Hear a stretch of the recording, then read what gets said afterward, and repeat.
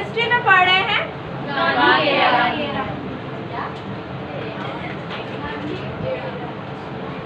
अच्छा ये बताइए आपको कि जैसे कि मैंने मॉडर्न हिस्ट्री आप पढ़ रहे हो, मॉडर्न हिस्ट्री में सेकंड चैप्टर जो आपका हिस्ट्री में बोर्ड में बहुत इंपॉर्टेंट है, मैंने जैसे बताया आपको, उसमें सबसे इंपॉर्टेंट टॉपिक आपका आता है गांधी एरा, क्योंकि ये चैप्टर ही पूरा किससे रिलेटेड है, गांधी। यानी इसमें जितने भी मूवमेंट हम पढ़ेंगे वो सारे के सारे किससे रिलेटेड है, गांधी जी से। अगर मैं ये कहूँ कि गांधी के आने के बाद इंडियन पॉलिटिक्स में गांधी के आने के बाद एक गोल्डन टाइम शुरू हुआ तो बिल्कुल गलत नहीं होगा। क्यों गोल्डन टाइम शुरू हुआ? क्योंकि आप जितने भी मूवमेंट पढ़ रहे हो वो सभी के सभी सक्सेसफुल है। कुछ को छोड़, देखो सिविल डिसऑर्डिनेट और नॉन कॉर्पोरेशन मूवमेंट तो वो मूवमेंट है जिसको गांधी जी ने खुद वापस ले लिया, तो आप उसको ये नहीं कह सकते कि वो सक्सेसफुल नहीं रहा, क्योंकि जो मूवमेंट वो कर रहे हैं उन्होंने खुद ही उस मूवमेंट को वापस ले लिया। पहला मूवमेंट हम देखते हैं जब गांधी जी इंडिया, तो उन्होंने सबसे पहला मूवमेंट कब चलाया था? 1970 चंपारण। हाँ ठीक है, सत्याग्रह याद रखिएगा। एक चीज और अच्छे से याद रखिए कि सत्याग्रह वर्ड इंडिया में फर्स्ट टाइम कब यूज हुआ है? चंपारण मूवमेंट में। इससे पहले कब यूज हुआ था? जब गांधी जी अफ्रीका में थे और उन्होंने वहां पे, जो मैंने कहा था ना आपको, जो उन्होंने वहां पे मूवमेंट चलाया था, जो कलर्स को लेके था, स्किन कलर्स को लेके था, नीग्रो और सुपीरियर वाला। नीग्रो और सुपीरियर क्या है? Black superior white. नहीं, आप ब्लैक स्किन मत बोलो, ब्राउन स्किन बोलो बेटा। जो नीग्रो होते हैं उन्हें क्या बोलते हैं? Brown skin. लेकिन ये गलत है, अब नहीं बोला जाता। वजह क्या है कि सुपीरियर नाम से कुछ समझ में आ रहा है कि जो जिनकी स्किन थोड़ी फेयर है वो सुपीरियर, ऐसा तो नहीं है कि जो स्किन में फेयर है वो सुपीरियर, ऐसा बिल्कुल भी नहीं है। इसी चीज को गांधी ने लेके वहाँ पे अफ्रीका में मूवमेंट चलाया था। वो एक इंसिडेंट है जो मैंने आपको बताया था कि ट्रेन में वो जाते हैं, वो फर्स्ट क्लास एसी का टिकट लेते हैं, लेकिन टीटी आता है और उनको ट्रेन से उठा के इसलिए फेंक देता है क्योंकि उनका कलर ब्राउन, क्योंकि उनकी स्किन कौन सी रहती है? ब्राउन। तो उन्होंने कहा फेयर वालों के साथ तुम नहीं बैठ सकते, तो उनको उठा के वो बाहर फेंक देता है। तो ये चीज़ गांधी को बहुत बुरी लगती है कि जब मैंने पे किया, जब मैंने उतना पैसा पेमेंट किया है भाई, तो उस जगह पे मैं क्यों नहीं बैठ सकता सिर्फ कलर की वजह से? तो ये चीज़ वहाँ पे बहुत सक्सेसफुल है। उस टाइम वहाँ पे सत्याग्रह वर्ड यूज हुआ और यही चीज़ गांधी ने इंडिया में भी कॉपी की। जो बच्चे क्लास से बाहर देखेंगे मैं क्लास से बाहर करती हूँ, ठीक है। तो चंपारण मूवमेंट क्या था? पहला इंडिया में जो गांधी को लेके, अगर मैं कहूँ इसमें गांधी प्रेसिडेंट बने, प्रेसिडेंट यानी अध्यक्ष एक तरह के, उस मूवमेंट लीडर, मेन लीडर थे। चंपारण कहाँ आता है? बिहार। ठीक है, ये कौन से स्टेट में आता है? बिहार का एक डिस्ट्रिक्ट है चंपारण, ठीक है। आपको चंपारण के बारे में मैंने एक चीज और बताई है कि ये मूवमेंट किससे रिलेटेड है? कौन सी नील? इंडिको नील। अच्छा ये बताइए इंडिको नील का क्या मैटर था? ये जर्मनी ने आर्टिफिशियल नील बना ली। बिल्कुल एग्जैक्टली। जर्मनी ने क्या किया था? 1915 में एक आर्टिफिशियल नील बना दी। 1915 में क्या किया? आर्टिफिशियल नील बना दी। एक चीज मैं आपको बता दूं कि जब इंडिया में 1600 यानी 1600 में ब्रिटिश ईस्ट इंडिया कंपनी के आगे ब्रिटिश लगाना क्यों जरूरी है? नहीं, फ्रांस की भी ईस्ट इंडिया कंपनी थी, डच की भी थी, तो हमें ब्रिटिशर्स इसलिए लगाना जरूरी ताकि हमें समझ में आ जाए कि कौन सी कंपनी थी। तो ब्रिटिश ईस्ट इंडिया कंपनी जो 16 में यहाँ पे आई, तो यहाँ पे क्या कर रही थी? वो ट्रेड करने के लिए आई थी, रूल करने के लिए नहीं आई थी। ये क्यों आए थे? एज अ ट्रेडर्स के तौर पे आए थे ना इंडिया में। ये क्यों आए थे? ट्रेडर्स के तौर पे आए थे, रूल करने नहीं आए थे यहाँ। उस टाइम पे अगर मैं कहूँ कि मुगल डायनेस्टीज चल रही थी, तो उस टाइम पे यहाँ पे वो क्यों आए थे? एज अ ट्रेडर्स के लिए, तो ट्रेड करने आए थे। मैंने नाम बताया था आपको, वो कौन ब्रिटिशर्स जो पहली बार मुगल एम्पायर के साथ प्रेजेंट हुए थे? दो नाम थे, टॉम्सो और हॉकिंस। ये दो नाम है जो फर्स्ट टाइम, याद रखिएगा ये नाम, जो फर्स्ट टाइम प्रेजेंट है। तो 16 में जब एक आई ब्रिटिश ईस्ट इंडिया कंपनी यहाँ पे ट्रेड करी, तो यहाँ के फार्मर्स को उन्होंने क्या कहा? देखो, जब तक British east India company India में नहीं आई थी, नील का कोई नामो निशान नहीं था इंडिया में। नील, हाँ, जो नील की खेती इंडिया में स्टार्ट हुई वो ब्रिटिशर्स के आने के बाद शुरू हुई है। ये दिमाग किसका था? ब्रिटिशर्स का था। तो जब ब्रिटिशर्स इंडिया में आए उन्होंने कहा कि भाई आपको इतना प्रॉफिट होगा। स्टार्टिंग में तो उन्होंने बहुत सा प्रॉफिट दिखाया हमें, कितना प्रॉफिट, बहुत ज्यादा। फिर बाद में उन्होंने 3 कथ्या सिस्टम, 3 कथ्या सिस्टम क्या है? लैंड का 3 जो 3 का प्रॉफिट होगा वो ब्रिटिशर्स के पास जाएगा। 3 कथ्या सिस्टम क्या है कि अगर मैं कहूँ आपको लैंड का कितना %, 3%, अगर यहाँ पे कहा जाता है यानी 1% किसको मिलेगा? फार्मर्स को। मिलेगा। और ब्रिटिश ईस्ट इंडिया कंपनी को कितना मिलेगा? ब्रिटिशर्स को कितना मिलेगा? 3%। लेकिन ये भी उस टाइम पर ठीक ठाक था कि उनको कम से कम 3% उनको मिल रहा है, 1%। लेकिन उस टाइम पे क्या था, एक चीज और है कि 3 कथ्या सिस्टम में जैसे कि मैं ब्रिटिशर और मैं तुमसे अगर खेती करा रही हूँ तो मैं हर चीज का खर्चा तुम्हें देंगे। अगर मैं कहूँ मैं तुम्हें क्रॉप्स लगाने के लिए सारी चीज़ों के खर्चे मैं तुम्हें दे रही हूँ, उसके बाद मैं तुम्हें एक हिस्सा दे रही हूँ, तो ये ठीक है, बहुत ज़्यादा लॉस का तो नहीं है। लेकिन बाद में क्या हुआ ना, ब्रिटिशर्स ने सब कुछ देना बंद कर दिया और तब ये 3 कथ्या सिस्टम उन्होंने अप्लाई कर दिया। जब वो क्या करने लगे, यहाँ पे रूल करने लगे, गवर्नर्स हो गए, बंगाल प्रेसिडेंसी जीतनी। मैंने बताया था प्लासी और बक्सर की वॉर। प्लासी की वॉर कब होती है बताइए? 1757 है। क्या याद किया बेटा? 1757। और बक्सर 1764। गुड। बक्सर की वॉर होती है 1764। ये 2 वॉर होती है। याद रखना कि मॉडर्न हिस्ट्री में पूछा जाता है कई बार कि वो कौन सी 2 वॉर है जिसने ब्रिटिशर्स को इंडिया में स्ट्रॉन्ग किया। तो वो 2 वॉर कौन सी है? प्लासी और बक्सर। प्लासी कब हुई? 1757। बक्सर कब हुई? 1764। ये 2 गेम चेंजर जिसे मैं कह सकती हूँ, जिन्होंने ब्रिटिशर्स को इंडिया में काफी स्ट्रॉन्ग कर दिया। ये 2 वॉर बहुत इंपॉर्टेंट हिस्ट्री में मानी जाती है, जिन्होंने सब कुछ क्या कर दिया, बदल के रख दिया। बंगाल प्रेसिडेंसी पूरे किसके हाथ में आ गई? ब्रिटिशर्स के हाथ में आ गई। और बंगाल प्रेसिडेंसी कोई छोटी मोटी प्रेसिडेंसी नहीं थी। आज का जो बांग्लादेश है ये किसमें था उस टाइम पे? आज का बांग्लादेश की अगर मैं बात करूं तो पूरी कंट्री है ना इस टाइम पे। बांग्लादेश एक पूरी कंट्री है, वो इंडिया का हिस्सा था। कब अलग हुआ है बांग्लादेश? कोई बता सकता है मुझे? हाँ 19 में ही है, लेकिन कब है बेटा? 1905 में तो वो बंग भंग मूवमेंट था ना, वो मूवमेंट चलाया था, वो इंडिया से चलाया। मैं बोल रही हूँ बांग्लादेश एक कंट्री बन गई, इंदिरा ने बनाया था उसको। मैंने एक स्टोरी में मतलब मजाक में बताया था कि डॉक्टर ने कहा कि बांग्लादेश हुआ है मुबारक को इंदिरा को। बताइए 1971 पाकिस्तान और इंडिया की वॉर, सेकेंड वॉर, जिसमें क्या तय हुआ, बांग्लादेश एक अलग कंट्री हो गया। आपको पता है ना, जैसे यहाँ हमारे यहाँ रविन्द्रनाथ टैगोर ने हमारा नेशनल एंथम लिखा, तो उसी तरह किसी और कंट्री का भी लिखा है। किसका? हाँ, आवाज सुनार बांग्ला, ये वहाँ का नेशनल एंथम। ये नेशनल एंथम नहीं था, ये सॉन्ग से मैंने अभी किसी ने बोला ना 1905 में बंग भंग मूवमेंट जो चला, तो उस टाइम पे लिखा गया था पढ़ने के लिए। लेकिन बाद में बांग्लादेश ने इसको अडॉप्ट कर लिया अपने नेशनल एंथम के, वो अलग चीज है। यहाँ पे मैं बात कर रही हूँ कि ये 2 वॉर जिसने ब्रिटिशर्स को काफी स्ट्रॉन्ग कंडीशन में पहुंचा दिया, ये धीरे धीरे बंगाल प्रेसिडेंसी पूरी जीत ली। इन्होंने गवर्नर हो गया वहाँ के। बंगाल प्रेसिडेंसी आधा बिहार, बंगाल पूरा और पूरा का पूरा बांग्लादेश, ये सिर्फ और सिर्फ बंगाल प्रेसिडेंसी। ठीक, तो ये सब कुछ इनके अंडर में जब आ गया तो ये रूलर में कन्वर्ट हो गया, ट्रेडर से रूलर बन गए। जब ये रूलर बन गया, जैसे मैं कहूँ आपको कि ये 2 वॉर जिन्होंने क्या किया, इन्हें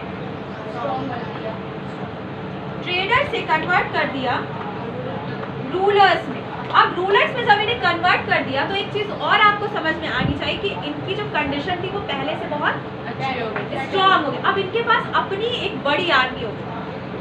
मैंने बताया था ब्रिटिश ईस्ट इंडिया कंपनी के पास आर्मी कैसे बनी? 2 छोटी डायनेस्टीज लड़ाई करती, अब एक डायनेस्टी ने किससे हेल्प मांगी? ब्रिटिश ईस्ट इंडिया कंपनी से हेल्प मांगी। इन्होंने उसको हेल्प अब फ्री में हेल्प करेंगे, उसके बदले में उन्होंने परसेंटेज तय की कि भाई अगर आप इस वॉर को जीत जाते हैं तो इतना परसेंटेज किसको मिलेगा? मुझे मिलेगा। तो इस तरह से धीरे धीरे ब्रिटिश ईस्ट इंडिया कंपनी क्या होती चली गई? काफी स्ट्रॉन्ग और बड़ी होती चली गई। और यहाँ पे हम देख सकते हैं कि वो रूलर के तौर पे बक्सर और प्लासी जीतना कोई मजाक नहीं, ठीक। इन्होंने कैसे जीता? इसी तरह से अपनी जो आर्मी थी उसको बड़ा करते चले। अब यहाँ पे मैं बात करूँ कि इतना सब कुछ होने के बाद तुम्हें लगता है कि वो फार्मर से बहुत प्यार से और हम्बल तरीके से बात करेंगे कि भाई आप ले लो जितना आपको प्रॉफिट हो रहा है, जो बच रहा मुझे दे दो? बिल्कुल नहीं। सब कुछ ठीक ठाक चल रहा था, फिर भी वो उसको परसेंटेज दे रहे थे। चेंज क्या हो गया? जब 1915 में जर्मनी ने आर्टिफिशियल नील बनाई तो इंटरनेशनल मार्केट में क्या हो गया? जो ब्रिटिश नील थी उसकी डिमांड कम हो गई, जर्मनी की नील की डिमांड ज्यादा हो गई। क्यों? देखो जो खेतों में नील हो रही थी वो महंगी हो रही थी क्योंकि उसमें क्रॉप्स को लगाना ये सब चीजें 28 ले ले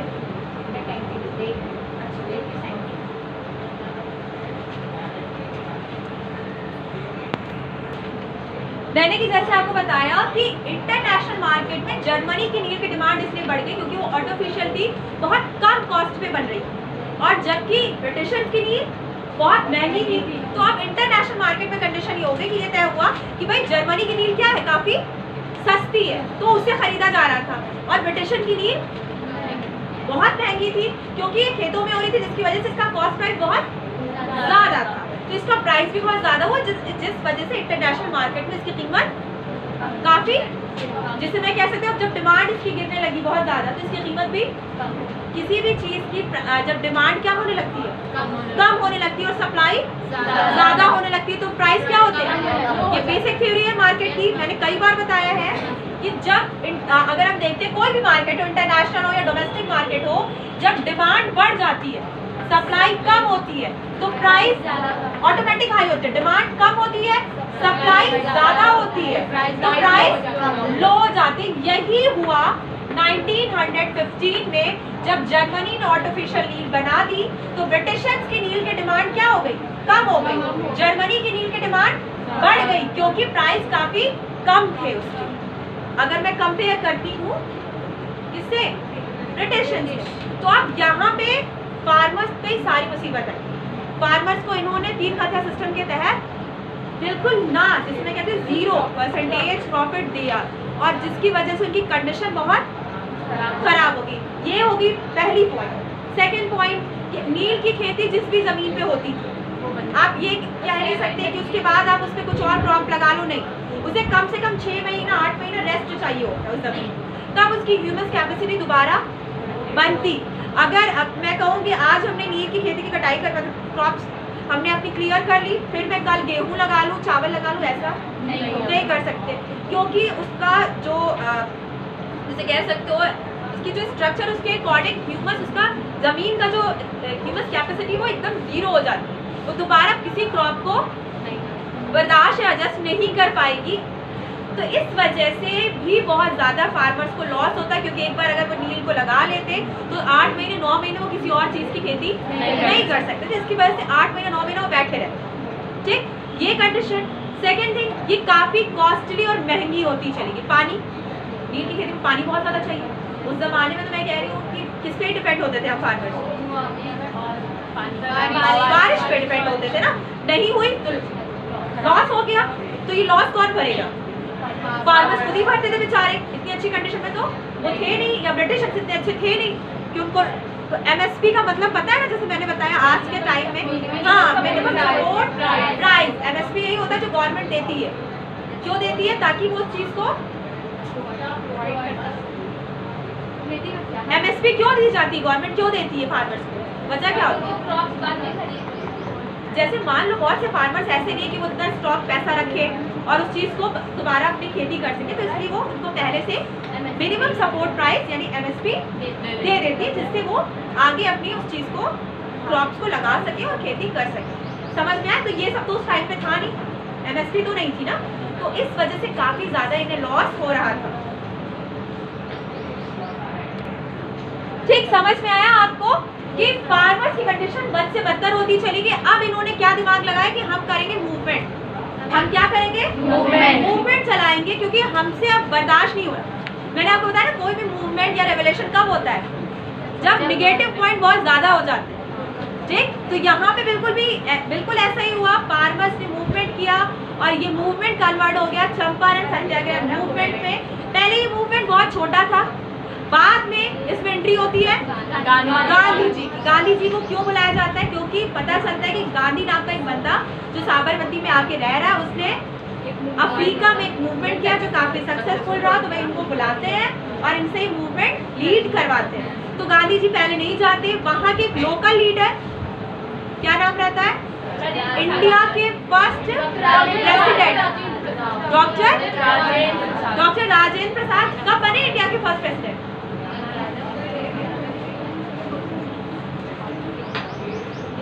जल्दी बताओ, बहुत मार खाओगे मेरे हाथ से।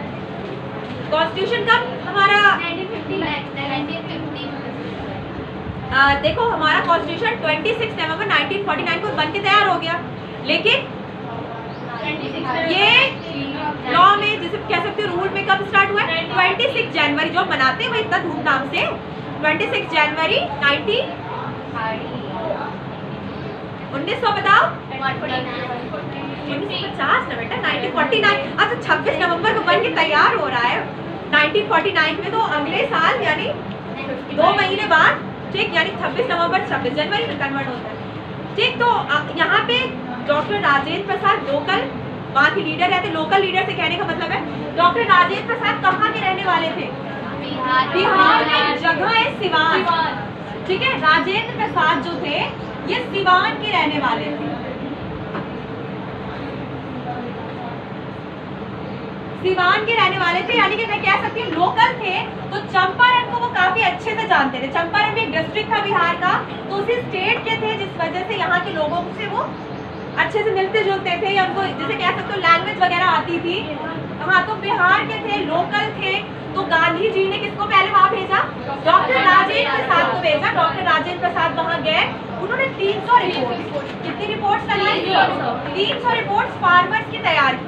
अब जब 300 रिपोर्ट्स फार्मर्स की तैयार की, तब गांधी जी वहाँ पे जाते। तब गांधी जी देखते हैं कि भाई यहाँ पे तो बहुत बुरी हाल है फार्मर्स की। क्यों? क्योंकि ना इनके पास एजुकेशन है, ना इनके पास हेल्थ है, ना इनके पास फूड सप्लाई है, और इनकी हालत दिन ब दिन खराब होती जाती है। तब गांधी ने वहाँ के डीएम से बात की, वो नहीं माने, तो गांधी ने क्या किया? इस मूवमेंट को सपोर्ट किया और ये मूवमेंट काफी बड़ा मूवमेंट बन गया। बाद में क्या होता है, जब ये मूवमेंट बड़ा मूवमेंट बनता है तो पुलिस इन पे प्रेशर डालती है और गांधी जी को अरेस्ट करके फर्स्ट टाइम पे मोतिहारी कोर्ट में प्रेजेंट किया जाता है। ये चीज याद रखिएगा कि गांधी को कब सबसे पहली बार कोर्ट में, एक चीज याद रखो कि वो खुद बैरिस्टर, तो कोर्ट तो आना जाना लगे, लेकिन मैं कह सकती हूँ हाँ क्राइम जैसे कि क्रिमिनल के तौर पर उन्हें कब प्रेजेंट किया? विक्टिम या क्रिमिनल, उनके लिए तो क्रिमिनल ही थे, वो अपराधी ही थे, हमारे लिए तो विक्टिम थे वो, लेकिन उनके लिए तो वो क्रिमिनल थे। उन्होंने इतना बड़ा मूवमेंट स्टार्ट कर दिया ब्रिटिशर्स के अगेंस्ट। मूवमेंट जब बड़ा होता जाता है, जब हर जगह से लोग इकट्ठा होने लगते हैं। कोई भी मूवमेंट बेसिक सी चीज़ है, जितनी बड़ी पब्लिक होगी वो मूवमेंट इतना बड़ा होता चला जाएगा, जितना बड़ा लीडर होगा मूवमेंट उतना बड़ा हो जाएगा। अभी कोई छोटा सा मूवमेंट हम निकाल लो, उस मूवमेंट में राहुल गांधी या उस मूवमेंट में अमित शाह या जेपी नड्डा, ये बड़े बड़े नाम हैं लीडर्स में, ये शामिल हो जाओ, मूवमेंट ऑटोमेटिक बड़ा हो जाएगा। ठीक, अभी तुम अकेले करो तो लोग तुम्हें नहीं जानते, लेकिन हाँ जो बड़े लीडर्स हैं उनको लोकल लीडर्स की जरूरत पड़ी, जो जगह को अच्छे से जानते। जैसे मैंने कहा गांधी ने यहाँ पे किसका सपोर्ट दिया? डॉक्टर राजेंद्र प्रसाद बहुत बड़ा नाम नहीं था उस टाइम। अगर मैं बात करूँ 1917 में डॉक्टर राजेंद्र प्रसाद को बहुत लोग नहीं जानते थे, लेकिन गांधी ने उनका साथ क्यों लिया? क्योंकि वो लोकल थे वहाँ, और लोकल जितने अच्छे से वहाँ की कंडीशन को जानता है, बाहर से आने वाला तो चाहे जितना बड़ा नाम, वो उस जगह को अच्छे से, जैसे तुम इलाहाबाद को जितने अच्छे से जानती हो, कोई बाहर से आए वो बहुत बड़ा नाम है। जैसे अगर बात करूँ राहुल गांधी या कोई भी है, जितने अच्छे से तुम चकिया को या इलाहाबाद को या अपने एरिया को जानती हो, उतने अच्छे से वो बाहर से आने वाला नहीं जानेगा। तो यहाँ पे मैंने आपको बताया जैसे कि डॉक्टर राजेंद्र प्रसाद ने 300 रिपोर्ट्स लगाई फार्मर्स की। उसके बाद गांधी आते हैं, गांधी को मोतीहारी कोर्ट में प्रेजेंट किया जाता है, मोतीहारी कोर्ट में प्रेजेंट किया जाता है। मोतीहारी कोर्ट में जज के सामने वो 300 रिपोर्ट रखते हैं, कौन? गांधी। जिसके बाद ये तय होता है कि जो त्रिकथ्या सिस्टम है इसको कैंसिल कर दिया जाए। ये त्रिकथ्या सिस्टम कैंसिल हो जाता है। जिस फार्मर्स को दिल करे तो करे खेती नील की, जिसका नहीं दिल करे कोई जबरदस्ती या कोई प्रेशर नहीं है, आप गेहूँ उगाओ या चावल जो भी आप कर सकते हैं। तो इस तरह से चंपारण मूवमेंट बिल्कुल क्या हो गया? सक्सेसफुल रहा। कल हम पढ़ेंगे मिल वर्कर के साथ साथ, काफी स्पीड में चलेंगे, आज काफी कुछ हो गया, जुनैरा रोने होने लगी। तो आगे कल हम मिल वर्कर मूवमेंट भी पढ़ेंगे, घर से पढ़ के आना। मिल वर्कर मूवमेंट और रॉलेट एक्ट, जलियांवाला बाग, ये 3 चीज पढ़ेंगे। खिलाफत हो जाएगा तो ठीक है, नहीं तो इन्हीं चीजों हो जाए। ठीक, कल एक चीज और आप घर से होमवर्क में ले लेंगे, रॉलेट एक्ट की कंडीशंस पढ़ के आओगे, क्या क्या कंडीशंस लगाई थी ब्रिटिश इंडियंस पर। ठीक, कंडीशंस की मैं बात करूँ, बुक में है आपको, हेडिंग मत ढूंढने लगना मैम, कंडीशन नाम की कोई हेडिंग नहीं। उस पैराग्राफ को पढ़ना रॉलेट एक्ट का, तुम्हें खुद समझ में आएगा क्या क्या कंडीशंस थी। जैसे मैंने कंडीशंस कुछ बताई थी कि अगर आप कोई भी मार्च निकल रहा है, आप साइड में भी खड़े हो और अगर आपको पुलिस ने अरेस्ट कर लिया तो आपको उस मार्च में इंक्लूड कर देगा, कुछ सुनवाई नहीं, कहीं आपका कोई जज नहीं, यानी कोई किसी कोर्ट वोट नहीं देगा, सीधे आपको सजा दे दी। यही रॉलेट एक्ट।